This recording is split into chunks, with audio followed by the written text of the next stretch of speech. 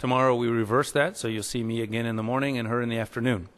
What we are doing this afternoon, as you look at your program, we're going to be talking about gaps in capacity. And then we're going to start looking in the afternoon session, looking forward, sort of an outlook on greenhouse gas inventories and MRV capacity development.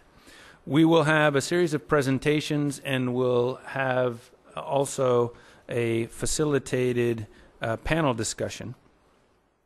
So if I could ask all those that are presenting, do we have enough seats for everyone on the panel as well to... if you're on the panel, you're also welcome to come up. I think they're putting name tags out there. But let's begin with the first presentation. Lera Miles, let's see, they've given me bio data in different forms. Okay, here we go.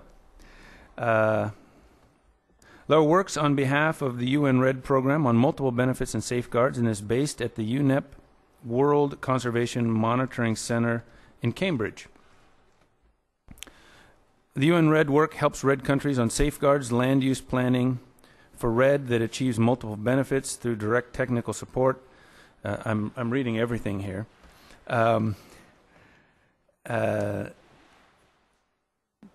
The UNEP and FAO are jointly responsible for the Voluntary REDD Database, which is the REDD Partnership Initiative. And Lera will be representing the VRD team at this conference. So to give you a little bit of context, the REDD Plus partnership started an analysis of the following. What funding has been pledged or promised by potential partners and donors? So can we tabulate every promise and pledge that has been made? At the same time, can we measure from the bottom up? What do developing countries confirm they have received? Because there is a disconnect. Countries will say, we've pledged all the money that is necessary to accomplish something. You talk to developing countries and they say, we've seen none of it, or a small amount of it. So the idea of the Voluntary REDD Database was to have countries voluntarily report both on pledges and what they believe has been dispersed, and developing countries report back and identify the gap. So this is a really important presentation to start, because it is just simply the feedback of countries on both sides talking about the funding that is necessary for MRV. So that's the historical context. Lera, please take it away.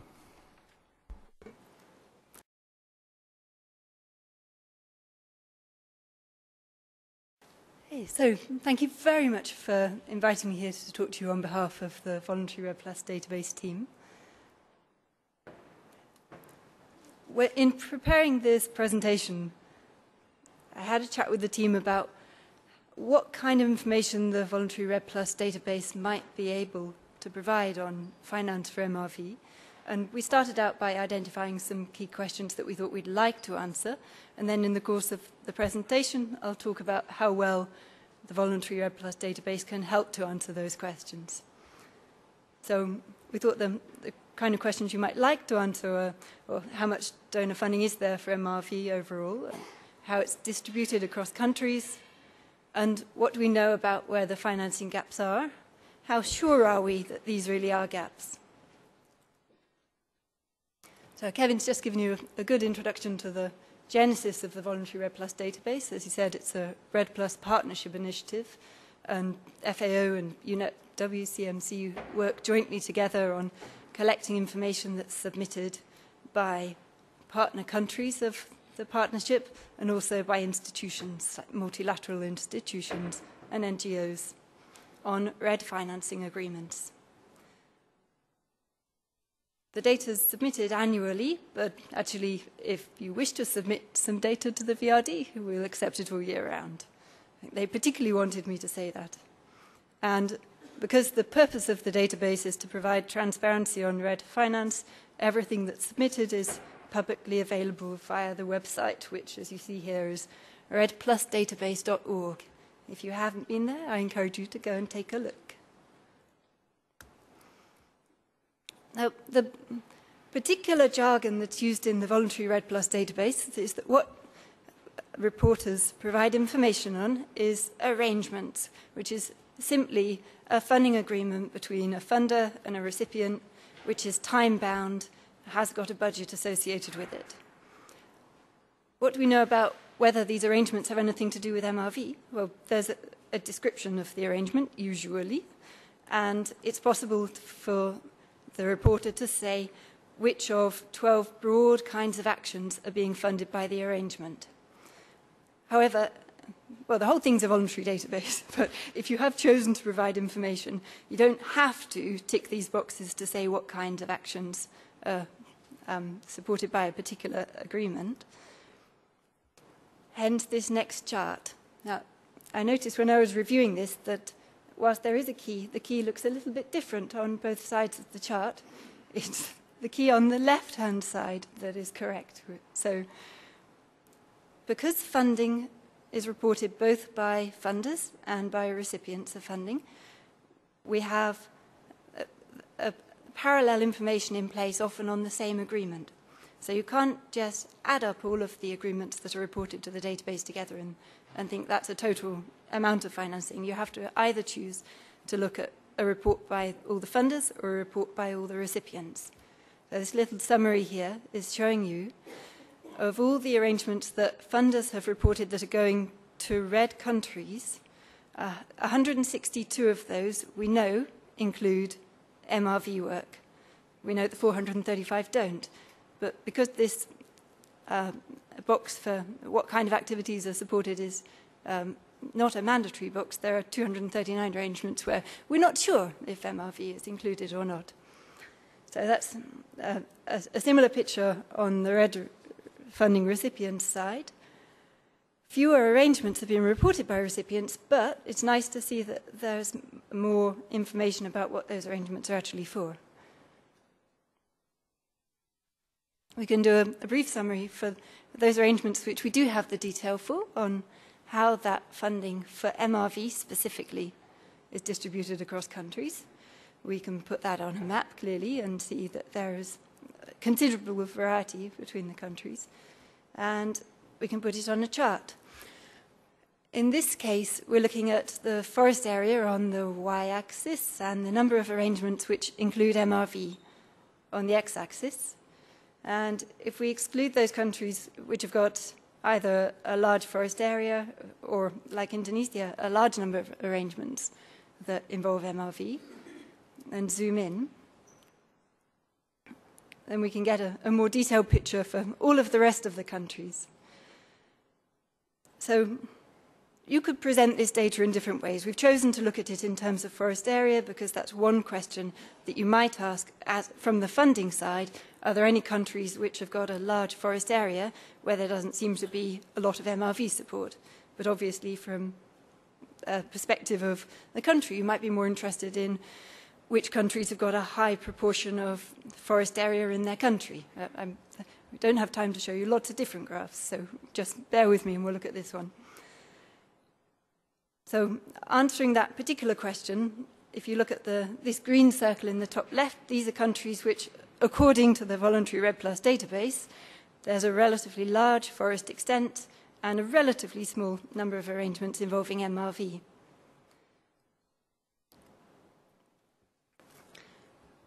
But what do we really know about this? Is this really a gap? Looking at that particular list of countries in detail, for the two at the bottom, for Venezuela and Sudan, there's just one arrangement that's been reported, and we know it does include MRV. For Venezuela, we don't know there. We do know that neither of the arrangements that has been reported includes MRV. But for most of the other countries on this list, there's uncertainty. So one of the important messages, I think, here is that the information in the database is a really good starting point for thinking about a gap analysis of MRV finance, but it's not the answer in itself. If you want to really find out where the gaps are, you need to look at the individual arrangements in more detail. And a case in point here is the CD-REDD arrangement itself. So I looked it up in the database, and there is, obviously, for Zambia, there's involvement in CD-REDD. But actually, although the arrangement is well described, it doesn't say, yes, this is for MRV support. So the information is not entirely complete.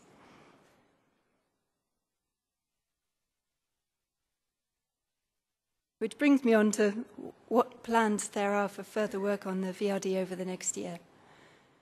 There's a VRD working group which the REDD Partnership formed in December 2013, and it involves REDD countries and funder countries, as well as the VRD team. And its objective is to explore what the long-term future of the database should be, and to work on improving the functionality and thinking about the type of data that's tracked.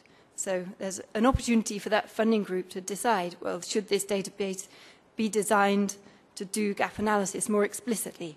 That wasn't the original intention. The original purpose of the database is to provide transparency on REDD finance. And there's always been a balance to be struck about the amount of information that we're asking countries to provide and their ability to provide that information and then the types of analysis you might want to do with it. So this working group is going to report in the partnership meeting in June. There'll also be an analytical report giving information about the whole of the data in the database that was submitted in the last year. I also wanted to point out that the VRD team will be holding a capacity building workshop coming up next month in South Africa. This is for Anglophone African speakers. Anglophone African countries that are members of the partnership.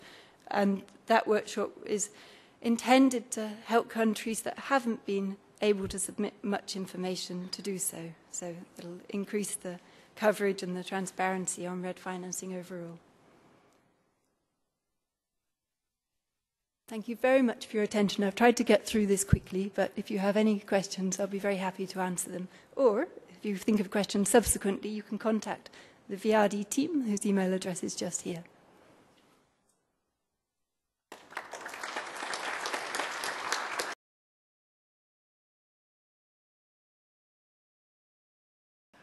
Ladies and gentlemen, many thanks for the opportunity to present some of the work we are doing in the MRV space on behalf of my team in the Department of Environmental Affairs, Climate Change Monitoring and Evaluation Chief Directorate.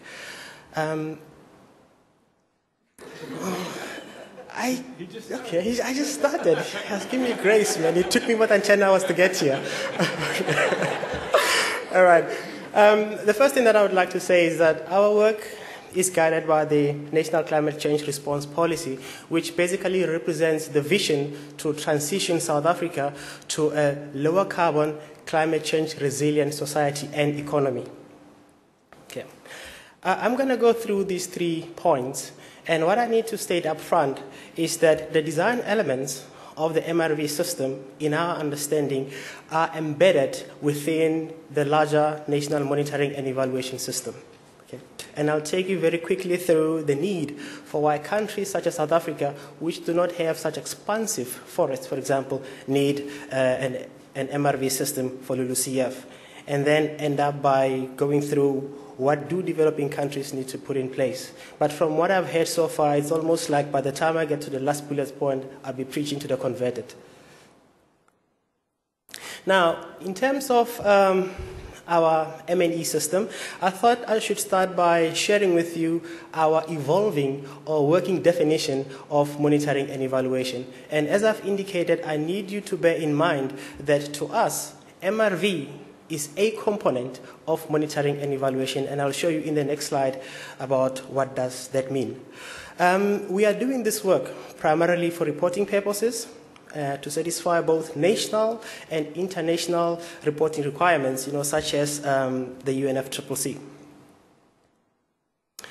Now, I may spend a couple of minutes quickly explaining what this slide basically means. As I said, to us, MRV sits here on the monitoring part. because we take MRV literally. You measure something, you report, then you verify.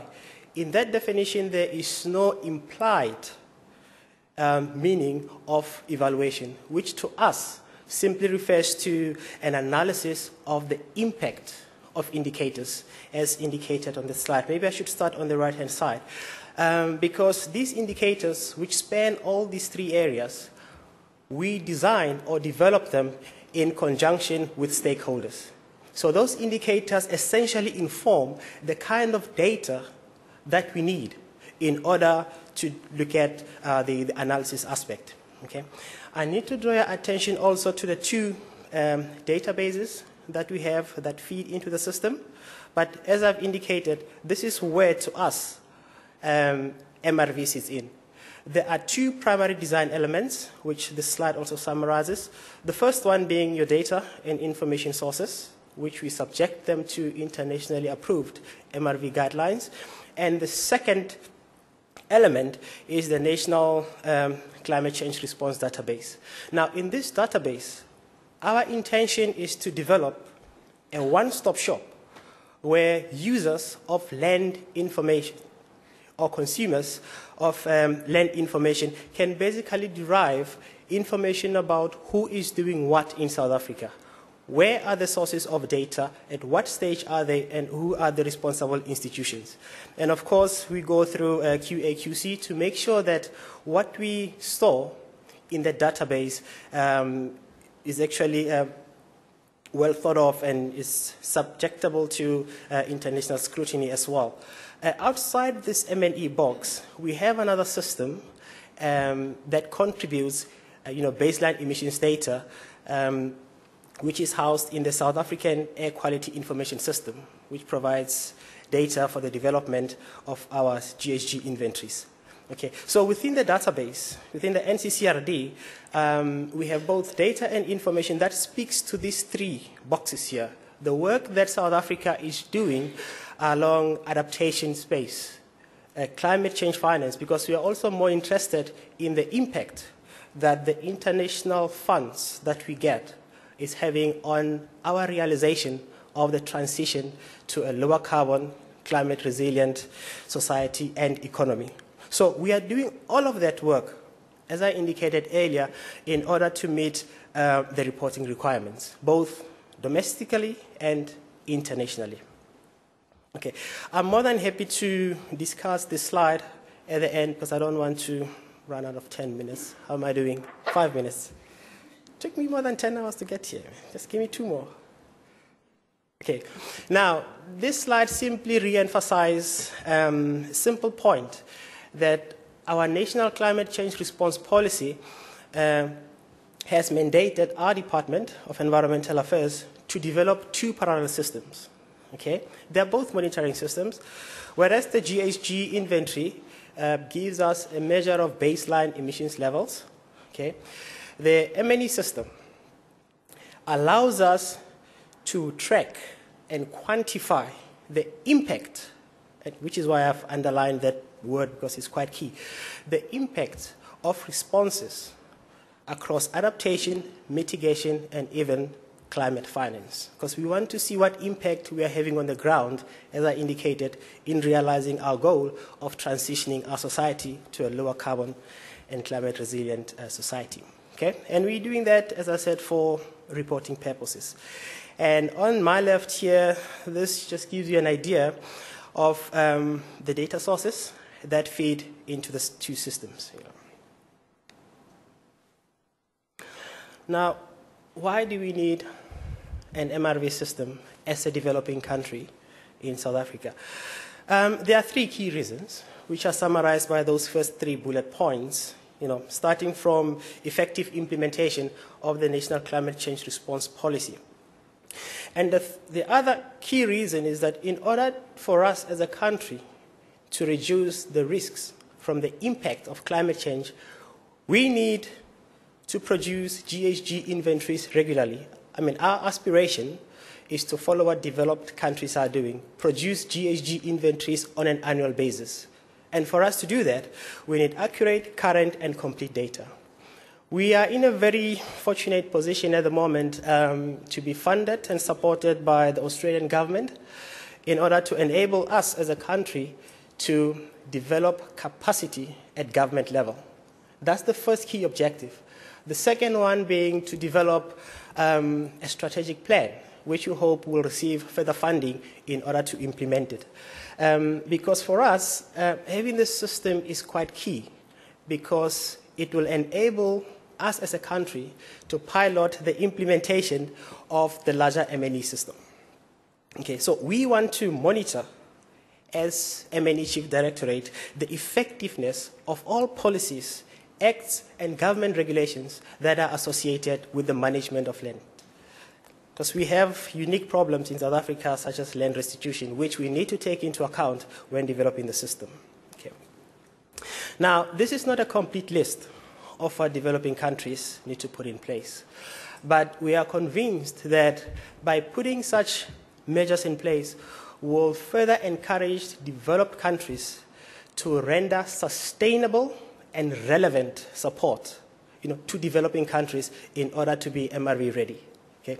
We strongly believe that by developing capacity, especially at national government level, will reduce the reliance on consultants, and thus, leave governments with institutional memories so that they can continue doing MRV work.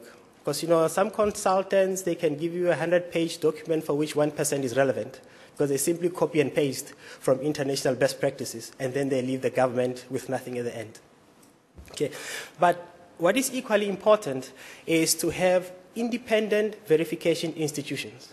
Before the work is done, it's quite important that within government, departments that are mandated, to look at some of these land sector-related issues, actually approve and okay the work that a specialized MRV institution has basically put together.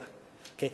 As I said, for us, we are in a very fortunate position to be supported by the Australian government towards building the system. But while doing so, it's quite important that the needs and core benefits are brought up front, and all the stakeholders within a developing country develop this sense of buy-in so that they can support the evolution of having an MRV system for LULUCF. Because it's a process, it's not an event, as most speakers have already outlined this morning. And the last point that I would like to make is that it's quite important to have things like technical working groups, whereby experts, even from the non-governmental organizations, can be invited to share their experience and expertise in the space. You need partnerships between government and private sector, because business, I think that one of the best ways to get business on board is to reduce bureaucracy. So if developing countries can adopt that strategy of reducing bureaucracy, whereby business can only, let's say, report once to the relevant institution, I think that will facilitate the process of establishing MRV systems, and at the same time encourage developed countries, once there are institutions in place, to sustainably support the development of MRVs for LULUCF. I would like to end by acknowledging some of my team members whose work has contributed towards putting this presentation together, but the group is much bigger than that. We are effectively developing capacity in South Africa to be able to do this work in-house. Thank you for your attention.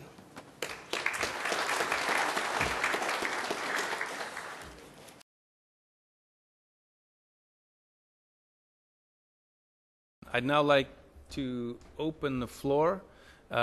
We have two distinct topics. Topic number one is, what is it we know about the financial arrangements to support the work of MRV? And the second is a country like South Africa, which is advanced compared to many of us developing countries in their internal processes and systems to develop MRV. And we'll have questions. Just be clear who you're talking to. I think I saw India with a flag raised.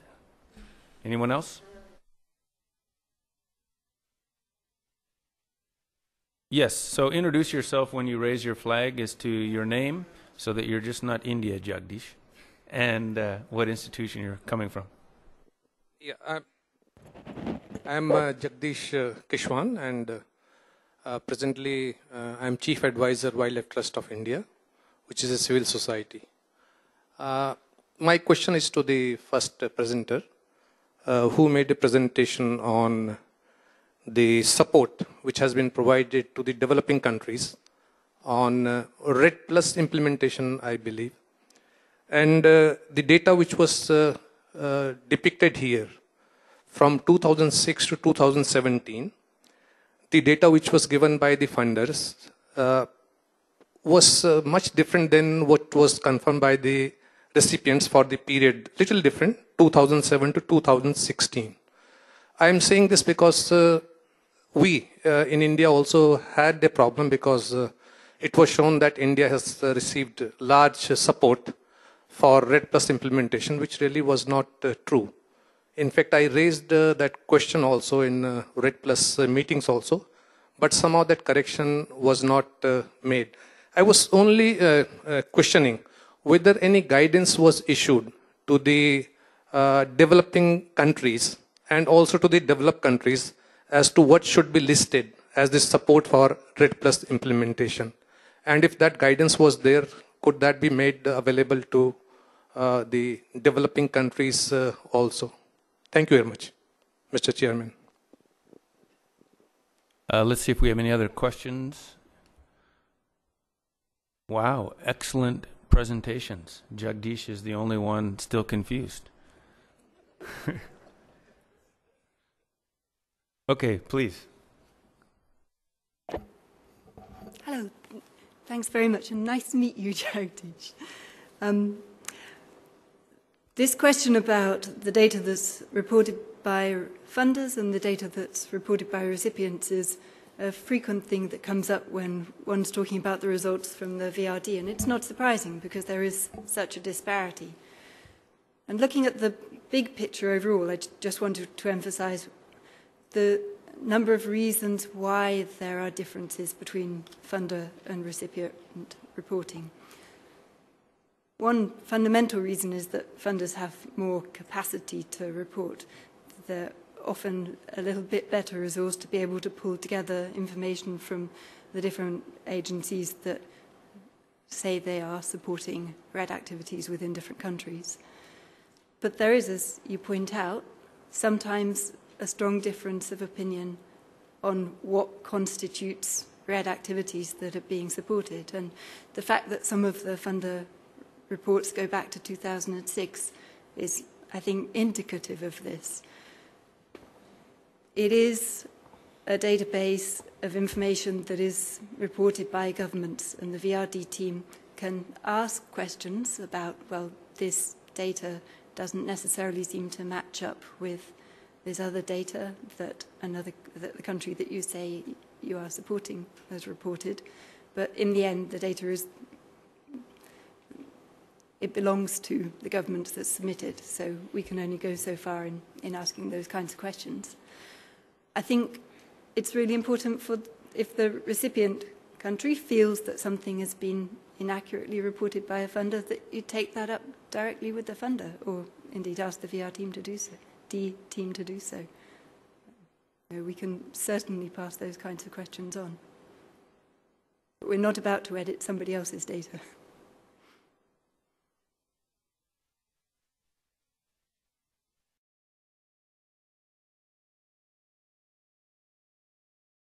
But very happy to see all of you, because also here in Italy, I mean, my heart belongs to PNG and all the rainforest countries for a long time, but we are here in my home country, so I'm very happy to share my home country with all of you here. And I would like to thank also our panelists that agreed to join us here today. And I would like to challenge them with some questions. The title of the panel today is Remaining Capacity Gaps and What Further Support is Required to Achieve Reliable MRVs. we have different heads and different speakers. So I would like to challenge them with the next 4 questions, also for you colleagues, after when we open for the panel. So the first question, summarize from your perspective where forest greenhouse gas inventory stands compared to other sectors. Are we ahead? Are we behind? Are about the same? And if we are ahead or behind, why so? Next, in your view, what are the most pressing gaps in getting all REDD Plus countries able to report the UNFCCC actually and regularly? And then, how are you, other country rep, other donor rep, or other agencies, assist to fill the gaps identified above, and which of those three groups have the most important role in getting gaps filled and greenhouse gas inventory reported? And last one, but not least, what should be the role of the CD-REDD in the future REDD gap filling and completing the greenhouse gas inventory, if any? So I would suggest, and then if you have anything to add, of course, outside of those questions, please feel free to add. I would like to start from my right, and I would like to start from Sekai Nagarais. Probably I misspelled your last name. Sekai is from the Department of Energy and Climate Change of the United Kingdom. Please, Sekai. Do I still have to do a mini biography, or I've been introduced already? Okay. As you have heard, my name is Sekai Ngarize. I manage the LULUCF inventory in the UK. I joined the Department of Energy and Climate Change 5.5 years ago. My major role in my current job is to essentially manage the people who compile the inventory.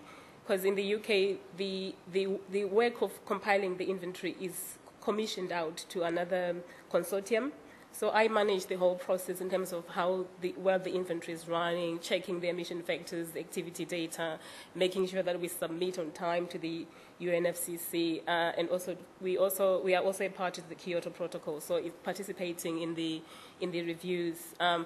My background is actually quite varied. I hold a PhD in food science, which I got maybe 10 years ago, probably 10, 12 years ago. And I also hold a master's program, MSc from Imperial College in London on environmental technology. During my training for my master's, I actually worked on a project on REDD. So I think from what Kevin was saying, I just kind of picked up on sort of a similar experience, thinking, oh, I wonder what will happen to REDD in 5-10 years' time. So I'm very pleased to see that a lot of work has been done. And I think for the first time, we are actually seeing a process that is actually recognizing REDD as a policy incentive and also funding, getting into sort of the process. Maybe not as fast as we want it to, but it is happening.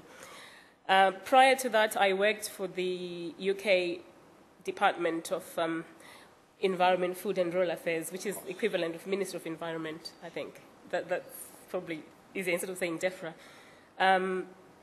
I think I'm just going to skip. I think that's enough for my biography.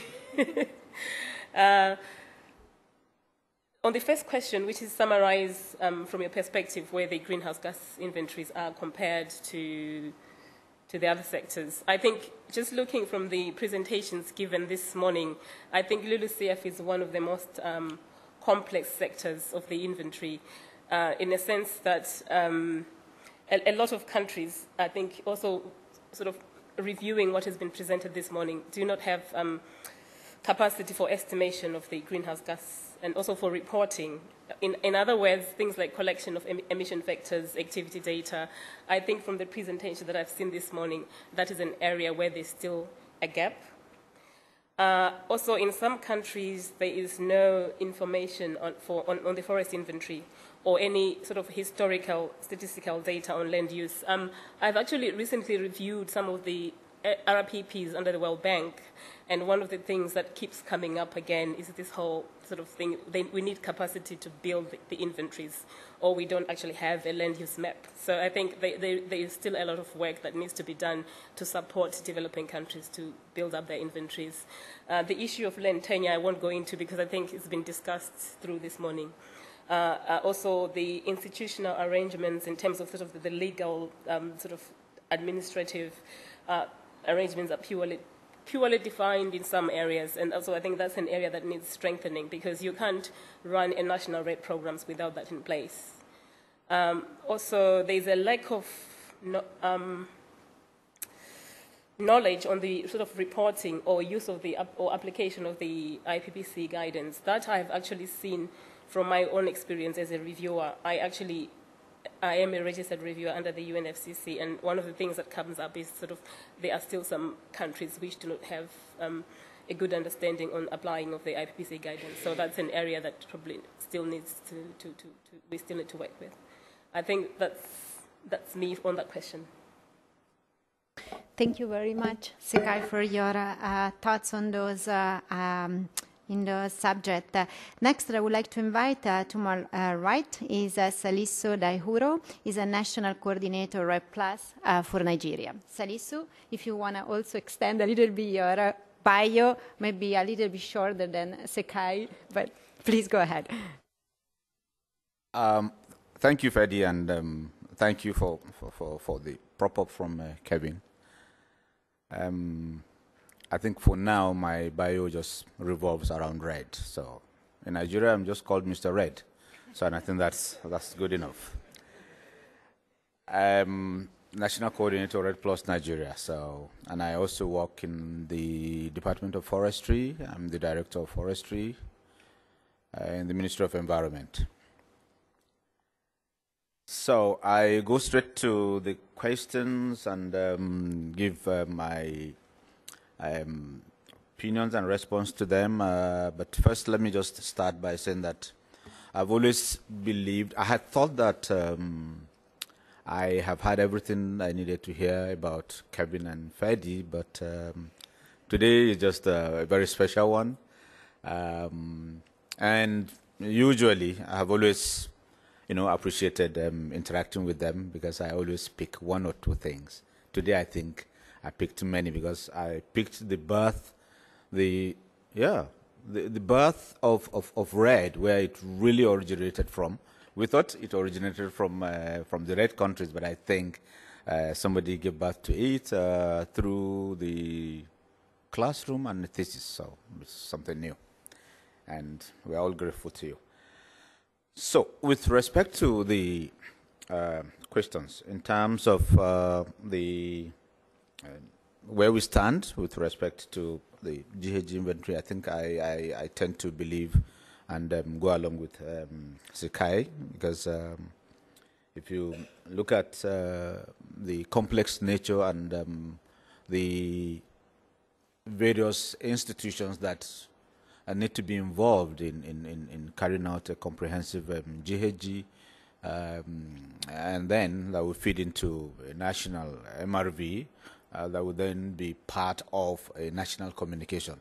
It tells you how really difficult it is, how complex it is, and how much capacity you need. And also the fact that this capacity does not reside equally in all these institutions tells you how difficult it is, and gives a stand that most of the REDD countries we are still lagging behind in those areas. So there is the need to have further capacity building, and I'll go into more details later, particularly when can we take the issue of gaps now, or we'll do that later? Okay, fine.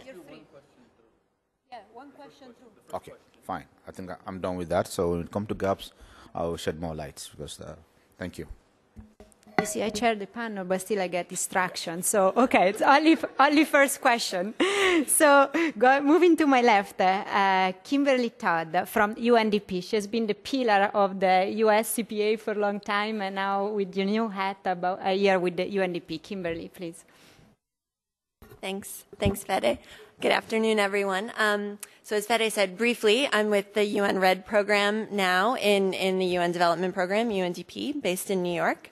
I joined UN REDD about 2 years ago, but prior to that, I worked at the U.S. Environmental Protection Agency, worked on the U.S. greenhouse gas inventory, focusing on the LULUCF sector, and covering the REDD negotiations with the U.S. delegation for about 5.5 years, from 2006 to 2012.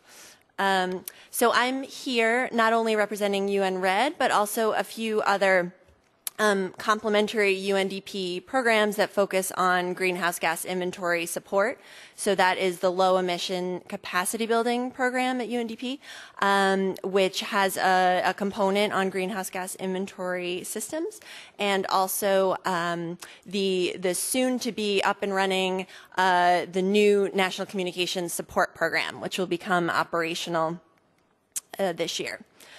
So, so from that perspective, from the UN agency perspective, this question on where forest greenhouse gas inventories stand, I think we have to recognize the enormous progress that's been made with a lot of the initiatives and programs that have been operational, and all the work that's been going on in countries by countries to improve greenhouse gas inventories in this sector. But even with all of that dedicated effort, I think, you know, by its nature, because of the heterogeneous and complex nature of the forest sector, we just can't help it. It's going to fall a bit behind the other sectors. We're dealing with a whole different suite of issues. But that also makes the argument for why we need programs like this that really target these sectors when you're dealing with land-based sectors. And trying to build capacity for the greenhouse gas inventory system, because everything, the other sectors will fall into place, or tend to fall into place a bit more in a straightforward way compared to this sector. Yeah. Thank you, Kimberly. And Oscar and Lera, if you allow me, I'll skip you even you presenting, and we'll allow Conrad and Joe to speak, and after, when we open for a full question, thank you. So next one that we have is Conrad George from the Department of Australia. Please, Conrad. Thank you. Good afternoon, everybody. It's a pleasure to be here in Rome, and it's a great honour to be speaking on this panel with such a broad group of participants. I think this really shows the level of interest on what is such a significant issue, so that's really great. I might start with a confession. I didn't actually provide my bio, so it's not your fault, the Secretariat, for not providing it to Kevin. It was my fault. I work with the Department of the Environment in Australia, and I'm the Director of International Negotiations and Capacity Building. So I wear two hats. One is on the UNFCCC negotiations side. I look after all of the land sector negotiations, so Agriculture, REDD and LULUCF, and also look after the MRV negotiations on the Annex 1 side. I also run a number of capacity building programs, primarily in Asia, but also working in Africa. I thought I might just start my comments, Fede, with a comment first of all. I mean, I feel personally very pleased, having watched the negotiations in the UNFCCC over a number of years, at the series of decisions that have taken place in that forum, culminating in the decisions in Warsaw. I think it's a really great achievement, and I think we should congratulate all of the participants and negotiators who have been involved over a number of years. But having said that, I would now say actually that perhaps the greatest challenge is with going ahead and implementing the framework which we've agreed to. And so I think that's going to be really interesting, and one of the things that I was most keen to come here to do is to actually hear what people are doing on the ground, so that we can get some sense as to how parties are actually progressing, and the sort of things that we can do as an Annex 1 party to assist you. So that was a very long introduction into my answer to the first question. So the land sector relative to others, I'm not sure. From my perspective, it's probably actually a bit of a mixed picture, because there has been so much emphasis in some countries with the need to gather information from the forestry sector to participate in a REDD+ mechanism, in some ways there has been more emphasis on the collection of forestry data than there has perhaps for other sectors. So, so from that perspective, you know, you go to some countries and they look a bit blankly at you when you ask for some information on emissions from, say, the waste sector or from industrial processes. You go to the Forestry Agency and they've been thinking about this issue for some time. So that's on one side. I mean, the other side, as we've heard this morning already, is that, as we all know, this is an incredibly complex sector. And so having started early doesn't necessarily actually put us ahead of the other sectors in some ways.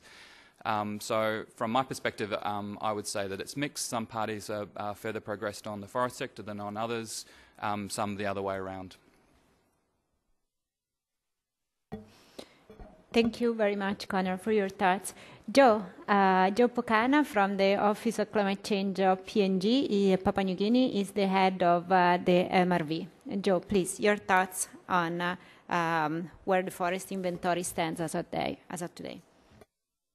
Thank you, Ferry, and thanks, Kevin, for the opportunity to give my views on the first question.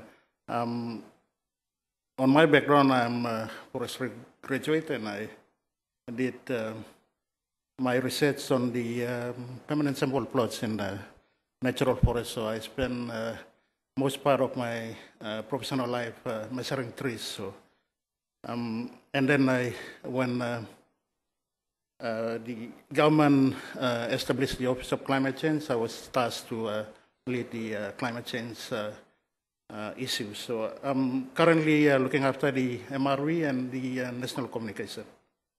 My answer to the first question is my experience with the greenhouse gas inventory work in PNG is that there is an aggressive headway in the forestry sector with the importance of REDD+. And PNG being the one that was instrumental in introducing it in 2005.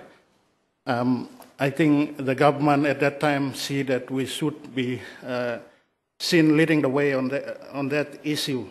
There are more efforts on the policy formulation and the arrangement or review of those policies as well in other sectors. There's more work on the funding. At least the REDD+ is really seen as getting more funding support from outside and also within the country. The government is providing more support for the work of REDD. We also see some headways on the technical supports, especially under our UN REDD program. We are having readily available technical support that we can tap into when we need those support. Those experiences help other sectors as well, which PNG government is reporting on, like the waste, energy sector, industrial process, and we have seen that some of the policy that have not been tested in other sectors have now seen what REDD has done and are following that experience as well. So we are seeing some movement in other sectors that we have not actually, or it has not been actually moving. So that's my impression on that question. Thank you, Joe. I think we had a very complex view from all the panels from, we need much more. From also, we say, yeah, actually REDD is more advanced than others, but it's more complex. But actually REDD sometimes is leading the way also to other sectors. But further capacity really is needed. Very, very interesting.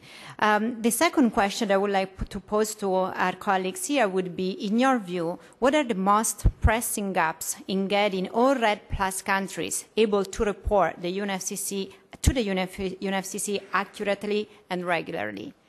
Please, Sekai. Okay, I'll try and be very brief this time. Okay. All right. Okay. On the second question, I think from my own sort of experience again of reviewing the RPPs under the World Bank program is also that there needs to be more linkages between sort of MRV and policy requirements, because I think if REDD is designed to be a payment for emission reduction, then you need to build baselines, for example, reference levels that allow you to then assess the progress against meeting those emission reductions. So, but the other thing is, again, which probably has been said before, like lack of data on land use, land cover maps, and so on. So I think those are big things that you need to before you can even set up your greenhouse gas inventory. So the development of a robust, I don't know whether that's the right word to use, greenhouse gas emissions inventory that then facilitates the setting of the baselines, reference levels, but also the link between the MRV and the policy framework. So that's it. I'm going to be very brief on this point.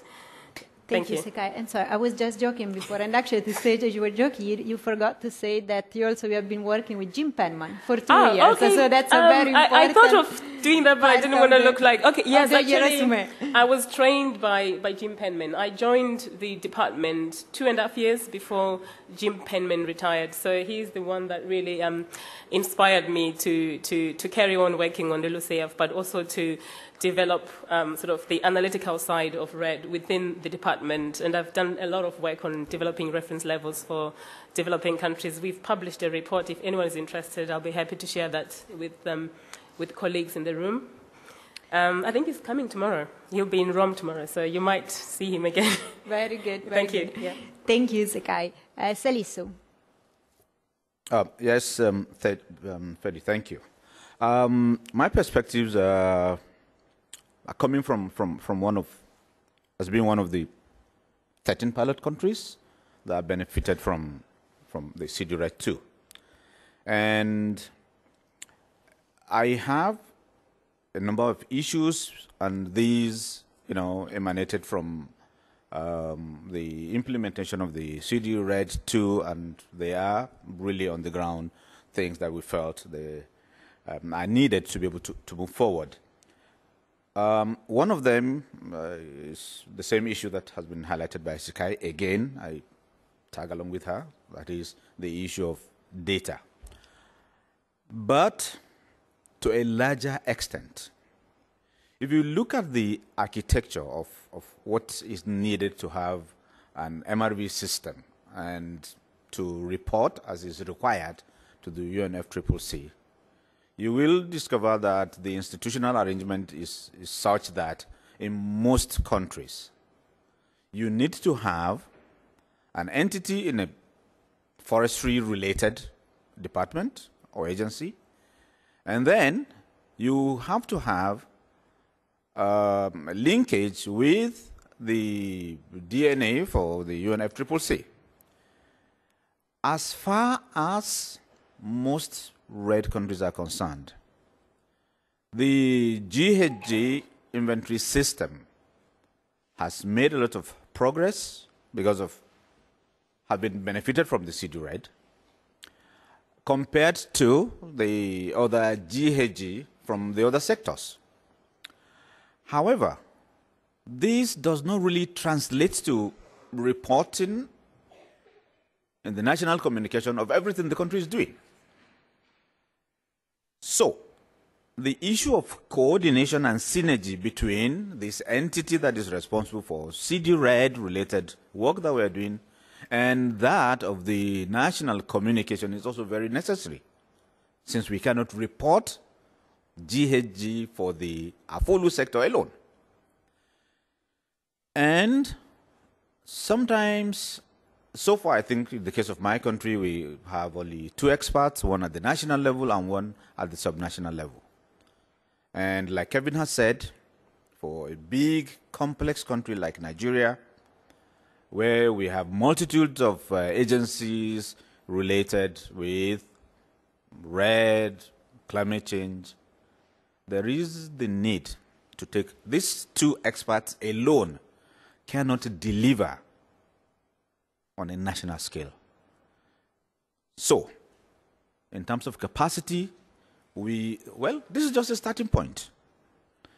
There is a need to further take this and scale up this capacity building, both vertically and horizontally. Horizontally because there are other agencies that are directly involved. And even if we succeed with REDD as a pilot in Nigeria, to be able to do our GHG inventories properly for the AFOLU sector, what happens at the sub-regional level? Are the other REDD countries within the coalition having benefited from the same capacity building to be able to do their GHG inventories properly? So, yes, we've been able to achieve this much. Everybody has seen what CD REDD has done. But being limited to just 13 of the 57 or 58 countries of the coalition means that we still have about 40 additional countries requiring support. And within the country also, even within the climate change agencies and related, we need to bring them on board to be able to have either a step-down training or to utilize these experts that have benefited from this to serve as nucleus to be able to train the others. And to do this, we'll need additional support. The presentation from, I can't recall one of the countries where they don't even have anything to operationalize the training they've received. No computers to even work. So, Liberia. And the story is almost similar. We've received this training. We have a few people that are eligible for inclusion in the roster of experts, but there are only 2 of them. We need to go beyond that if we are to report the GHG inventories properly. That's just leg 1, so probably we'll come to the other issues. Thank you. Thank you very much, Salisu, for your clear answer on this question. Kimberly, please. Okay, thank you for the question, Fede. So the question focused on reporting accurately and regularly. So maybe I'll focus first on this idea of regular reporting. And that will certainly be a challenge now that the reporting schedule is on a more frequent basis.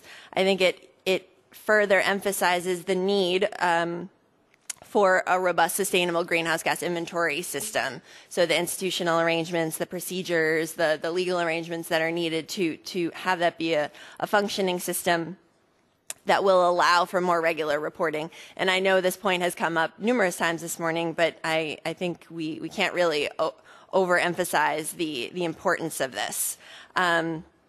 So it's not only, so you may have issues, like was brought up already, data gaps or whatnot, but then in addition, the management of that data and having it sort of ready to go for the next reporting cycle, even if there's turnover of staff or experts, being able to have a really robust archive and data management system will really allow this more regular reporting cycle to be achievable, I think. It also, I think, the issue of country ownership and institutional ownership has come up already.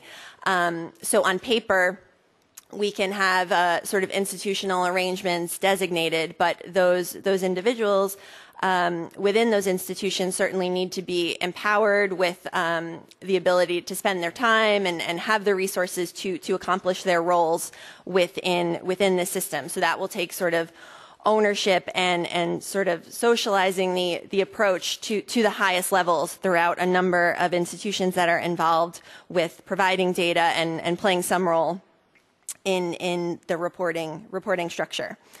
On the accurately side or the accuracy side, you know, there are gaps here, limited information on error sources or sort of how to analyze uncertainty or improve this.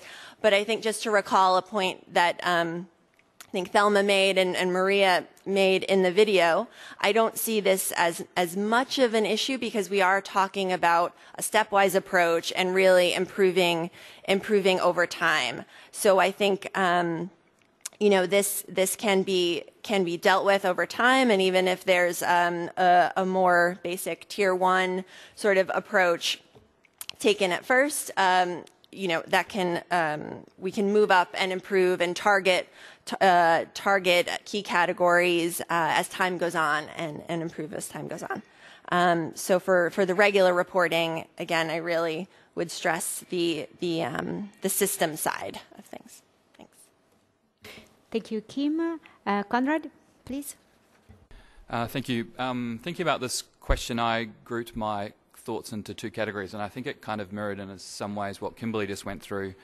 The first one is governance and systems and processes. So I think that it's really important that we see the collection of data as not just being a one-step process. It needs to be connected into a series of business processes. It needs to be connected to IT systems, and it needs to be connected to governance between agencies, particularly when you have sub-agencies or agencies communicating data between themselves. It's critical that you have some sort of overarching system that defines those relationships. I think it's also important from a governance perspective to recognise the importance of forest management or forest conservation within the government, and that's not always obvious, and there are all sorts of competing priorities that can get in the way. But I think that recognition and the integration of the forestry sector or the conservation of the sector into national strategies and the national development strategy I think is also important. Under that sort of governance umbrella, I would also include the ability to have long-term funding. So the development of these systems is not something you can do in a single year. It's not something you can do in 2 years or 3 years. In fact, you need to have a long-term commitment to the funding of these approaches, and that can be quite tricky. Connected to that is the idea that you need to retain your staff, and I think that's come up a number of times. So capacity building is great, but you need to be able to ensure that that capacity remains, and I think that capacity needs to be with local staff. Consultants are a useful stopgap measure, but I think in terms of a long-term strategy, it's really important that we develop capacity in country. On the other side, or the other group of comments is on, I would describe as the technical side. So we obviously have two areas. You have activity data and emissions data.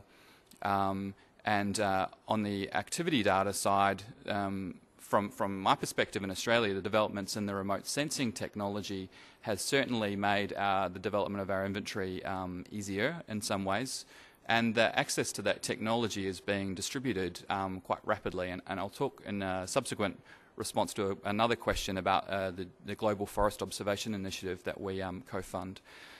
So I think that this access to remote sensing will assist with this gap in relation to activity data. In relation to emissions factors, of course, we have the IPCC default, but as part of a continuous improvement process, of course, we would like to see countries moving towards developing their own emissions factors. But what I would say there is that our experience, at least, is to start simply. So, don't try and build the Rolls-Royce system from the start, because it'll take you too long, and that's not important anyway. The most important thing is to start with the information you have, start now, and improve over time. And the framework that we have at an international level actually enables that. The process of continuous improvement, the IPCC idea of key categories. So you shouldn't be scared away from actually commencing the work of developing of an inventory. So you may have gaps, but I don't think that's an impediment to progress. Thank you. Thank you very much, Conrad, as well. Joe. Very quickly, my impression on the second question. Establishing a strong and robust institutional arrangement with credible and sustainable data sharing system will ensure a good reporting mechanism, and it must be legally supported. Our experience is that we have different sectors not willing to share data with us. Especially we find it difficult with our private sector. They thought that the government is trying to spy on their performance. So if we can have a legal instrument that make it mandatory for them to provide those data, that will help the system. One example is in PNG, we established the Office of Climate Change and Development, which is a facilitating institution, supported by a very good technical working group. And that ensure that we do those actions collectively. There must be a good capacity building as well to ensure institutional memory. When somebody leaves, at least the system still works. And good stakeholder awareness strategy that are implemented to ensure ownership and provide credible data. That's my impression. Thank you, Joe. And in the interest of time, I would like to pick the last two questions together. So that will be the last round. And I will invite also Oscar and Lera. If you have any further comments on those questions or anything else, please, I will go to you as well so we can open for some questions as well.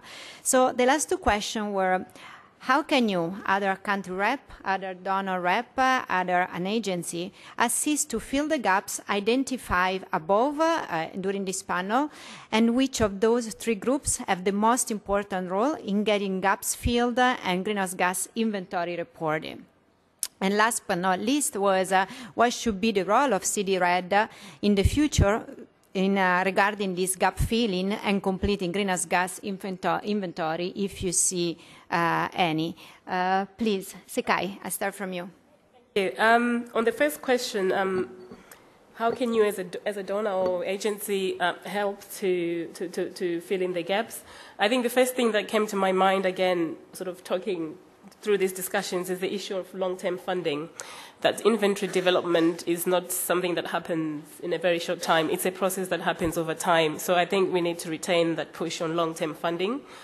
The other thing which I had was sort of helping in sort of the planning and the design. I must say, watching the video from DRC really humbled me today, because I think you take things for granted when you're working on sort of inventories from a developed country perspective. I think there's a lot of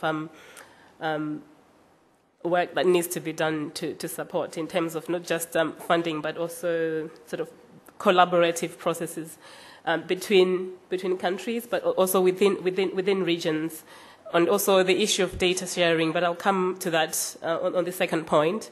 The other thing, in terms of who is the most important of these stakeholders, I think I would say all three of them are important: the countries, the donors, the agencies, because inventory development is a multidisciplinary approach, so you would need all of these stakeholders in equal measure.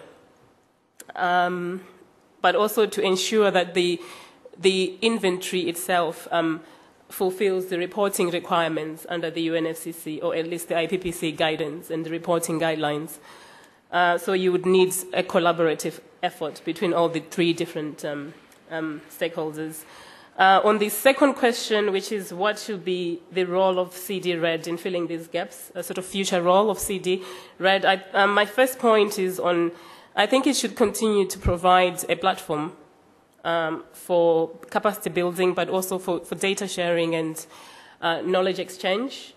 Also, the need to highlight maintaining the links between sort of MRV requirements and policy requirements, I think is important. That issue has already been raised by our colleague from South Africa, Oscar, which I thought was quite important. The last point, again, linked to the issue raised by our colleague from Australia, we need to sort of consider maybe the role of remote sensing in bringing together the work done, for example, by the Global Forest Observations Initiative, which is looking at integrating remote sensing data with ground proofing data. I think that work is in progress. Perhaps maybe Jim might shed some more light on it. I know he's not coming for this meeting, but he'll be coming for a different meeting. But I think it's good to know that there are processes and sort of initiatives happening in other forums which CD REDD can benefit from, but also share information with. Thank you. Thank you very much, Sekai. Salisu. Thank you. Yes. In terms of addressing these gaps, I think for REDD countries, what we need to do is, in terms of planning, we should improve and ensure that there is inclusiveness in country, from planning stage to implementation of the GHG inventory. Because and I think that's what we tried to do during the course of the CD-RED 2. We made sure that the in-country capacity building was extended to every agency that had a role to play in the overall GHG, and that helped to foster both understanding and then willingness to probably share information. And we found that very, very important, and as a way of building on that.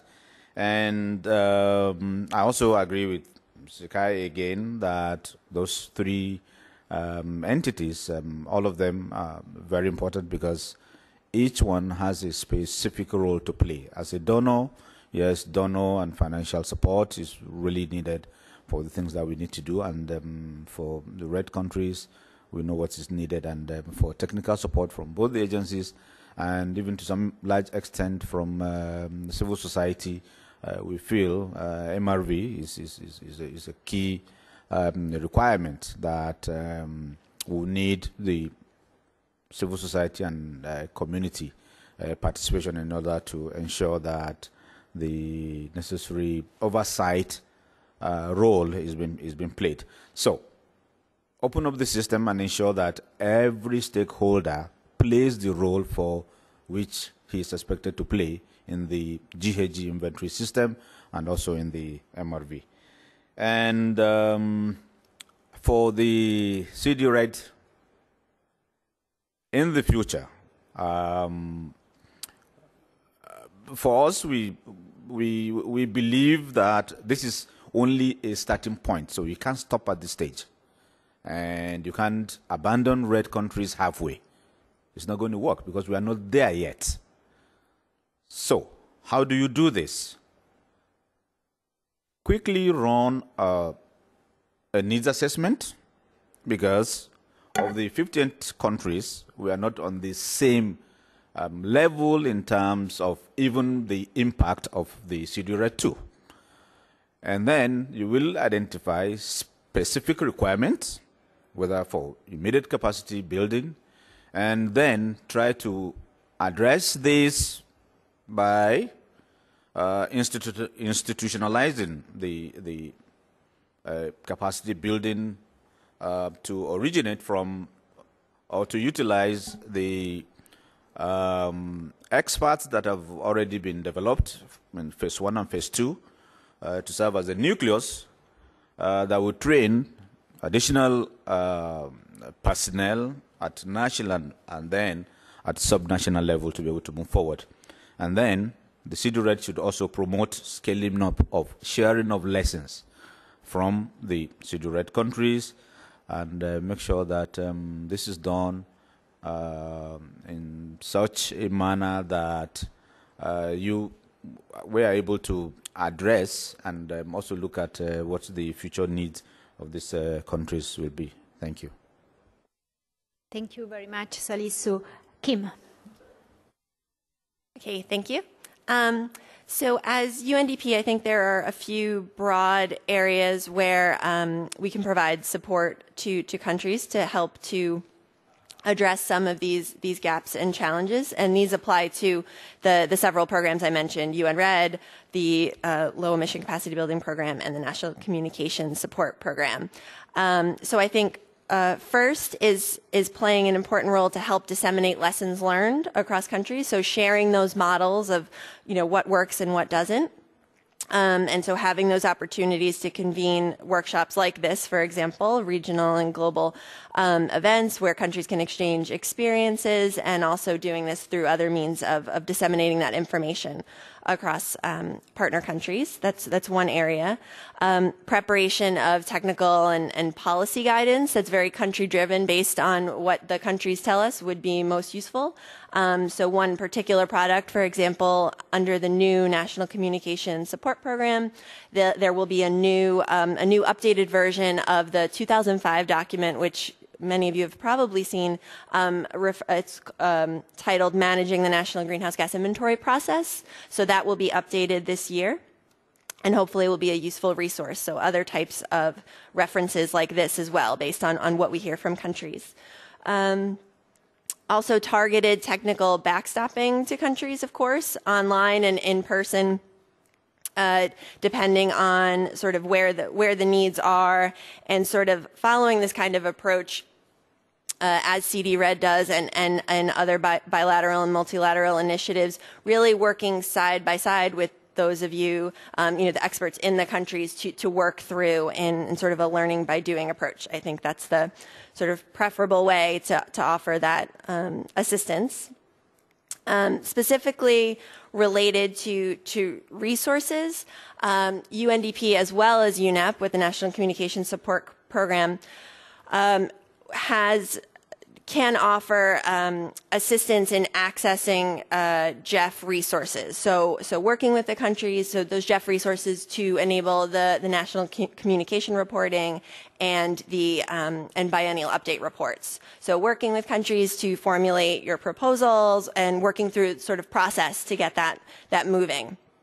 So that's sort of one concrete way we can help on that. And then finally, I think an important role we need to play along with the donors and other initiatives is sort of doing the best we can at both a global level as well as the country level, integrating and coordinating all of these various initiatives and programs that are offering support in this area to make sure we're really offering the most effective support to countries. So I think that will be critical, and I think we're already doing quite a bit of that and trying to improve. So finally, maybe on the CD REDD role, going back to a point that was made earlier, I think a really strong foundation has been laid with this phase of the work under CD REDD, especially having a lot of the countries having come up with their draft greenhouse gas inventory estimates. So I think sort of taking that to the next level, taking that first version and improving over time and really making that linkage to ensure it can be an input into the official sort of reporting, national communications and the BERS.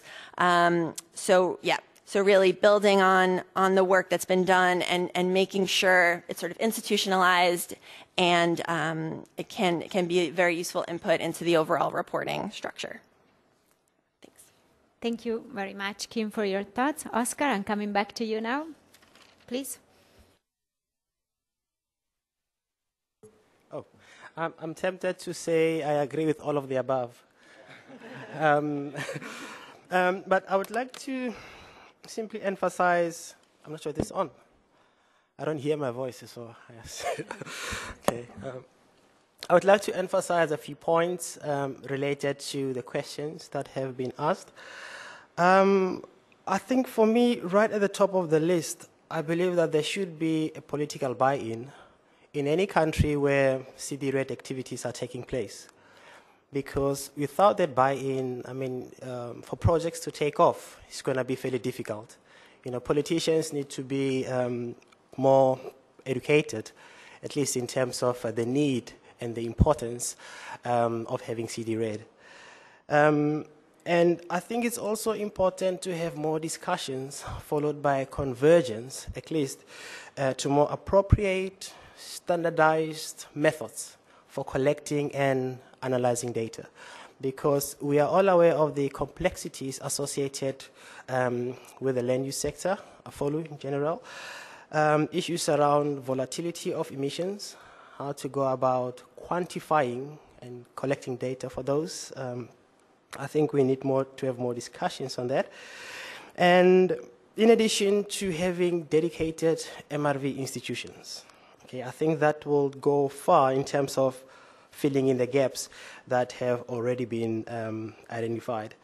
And the other important thing is there need to be incentive schemes, I believe, for institutions in countries where CD REDD is unfolding to be incentivized to collect good quality data and to store it appropriately. Because I think what is going to be key for most governments is the provision of high quality, high-end data or data products In other words, instead of just numbers, so that when people work on designing policies and trying to figure out the impact that those policies will have on the lives of individual citizens, those kind of things are taken into account.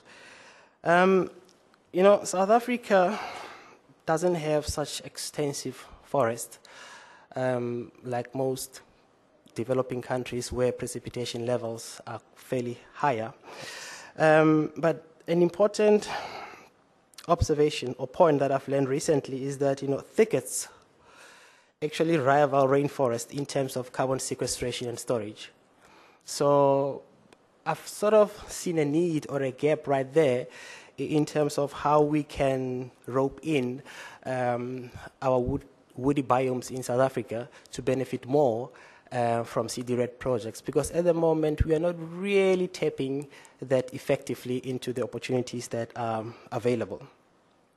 So in my own head, I've tried to flip question 4 around to say, how can we take best advantage of the opportunities that are presented by, you know, CD REDD? And yeah, that's about it from me. Yeah, thank you very much. Thank you very much, Oscar. Conrad, coming to you. Thank you. I think, first of all, we have to acknowledge that this is a big challenge and there are a number of gaps in terms of information and systems. But there are a number of mechanisms out there that can assist us to get through. And as I said before, I think we should seek to utilise the existing guidance, the good practice guidance and the guidelines from the IPCC. They're an excellent starting point, and anybody that isn't familiar with them here in the room, that I would encourage you to pull them out. They're quite thick. You might need to read them over a couple of bedtimes, but they're certainly an excellent resource, and from our way of thinking, they should be the foundation of any inventory system development. Something that we've found really useful in order to fill gaps in our inventory is the review process. So I think Thelma, or it might have been Maria in her discussion on the video, mentioned the importance of the UNEP-WCMC review, and I would say not to be scared off by the review process. From our perspective, we've learned a lot from having expert reviewers come in and have a look at our inventory. It's not always an easy process. Any reviewers in the room probably know that, but the main thing is to be open to the advice that's being provided. And then another thing to do connected to that is think about how you might be able to do mutual reviews of each other's inventories. So, for example, in Australia we have a mutual review of our inventory with New Zealand, with colleagues from New Zealand. We also have a mutual review process with colleagues from the Republic of Korea.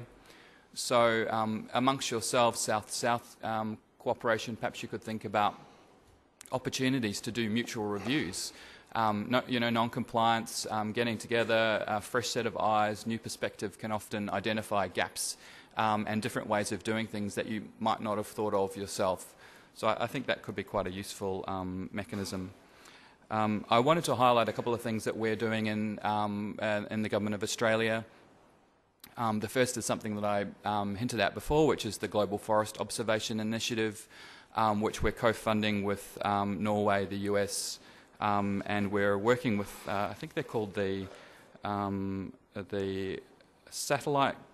Global Satellite Committee on Earth Observation Satellites. And we're doing two things. One is trying to make better available the remote sensing data from satellite systems, but also Jim Penman and others are working on a document which is called Methods and Guidance Documentation, which is essentially meant to be filling a bit of a gap that we recognised in the IPCC, seeking to provide you with some guidance in relation to remote sensing data and how you would link that to your observations on the ground.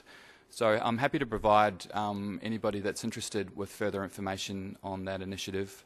And also, of course, we're working bilaterally with a number of countries to assist them to develop their inventory systems, in particular with Indonesia. But also, as Oscar mentioned, we're working with South Africa and some other countries in Africa. In terms of the fourth question, the role of CD REDD, I have to confess I'm a bit of a newbie to this process, so I'm more here on a fact-finding mission. But from what I've seen, you know, the fact that there are so many people here that are open and interested in the addressing the challenges associated with developing MRV systems for the forest sector, I think that's great. And any forum such as CD REDD that is able to bring this group of people together to share your experiences, I think is going to be valuable, is valuable now and is going to be valuable in the future. So I would congratulate the CD REDD and everybody here on the work that's been done so far. Thank you. Thank you, Conrad. Actually, I wanted to say on the review process that you brought up is something actually the CD REDD started saying because there was a certain request. So actually I look at two of the reviewers that are part of the IPCC but also of the project. It's Zoltan and Sandro. So I don't know if sometime today or tomorrow they're going to present something of the fact funding of the 11 countries that they are reviewing, but that will be interesting too. Lera, please. Hi, thanks for the opportunity to have another say. In fact, the only area that I'm at all qualified to speak on here is this question of a global scale gap analysis. And if you don't mind, I'll just use this opportunity to give a plug. I know that there are a number of REDD Plus partnership focal points and even voluntary REDD Plus database focal points in the room here today. And if we want the database to provide a good starting point for such a global gap analysis, it's really important to have more data from developing countries in there to balance the data from the funder countries. So please, if you need any support in providing information to the VRD, just get in touch with the VRD team. They, I'm sure, would like me to say that the deadline for the 2013 reporting is coming up at the end of January. So if you want your information to be in last year's analysis, then it's time to submit it now. Thanks very much. Thank you, Lera. Joe, please. I think the panelists have answered both questions, but what I would like to say for question 3 is the countries have to continue providing the conducive environment for our greenhouse gas inventory and take ownership of it, and the donors to continue to support in terms of technical support and funding. And that leads me to question number 4, that I think we have come so far. We have developed some capacity under the CD REDD program. And we need to continue. We are not there yet, so I see us CD REDD continue to the next phase. And to provide those technical advice, especially on reviewing our greenhouse gas analysis as well, and the report as well. That will greatly help us providing the report back to UNFCCC. Thank you. Thank you very much, Joe. Thank you for watching. For more information, see cdred.org.